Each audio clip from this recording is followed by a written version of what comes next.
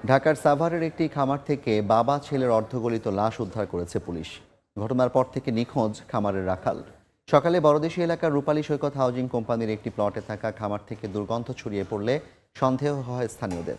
পরে সেখান থেকে উদ্ধার হয় সম্প্রতি নিখোঁজ হওয়া ফুয়াদুল ও তার 2 বছর বয়সী ছেলে আশিকের খণ্ডিত মরদেহ। ময়নাতদন্তের জন্য মরদেহ পাঠানো হয়েছে শহীদ সোহরাওয়ার্দী মেডিকেল কলেজ হাসপাতালের মর্গে। এই ঘটনায় একটি হত্যা মামলা হয়েছে। জড়িতদের শনাক্ত করে গ্রেপ্তারের চেষ্টা চলছে বলে জানিয়েছে পুলিশ।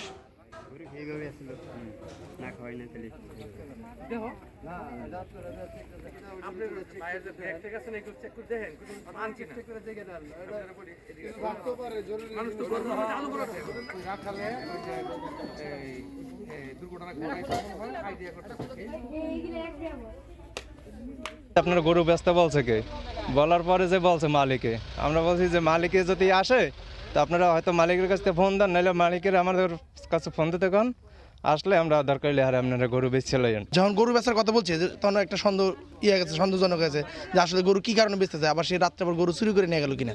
সকালে দেখতে আসার কারণেই দেখা যায় এখানে এই লাশ পড়ে রয়েছে আর কি। 15 লাখ টাকার ভিতরে এই গরুগুলা কিনছে, আর বাকি টাকা রাখাল নিয়ে গেছে। বাকি টাকা আমার ভাইয়ের কাছে ছিল জায়গা কেনার জন্য।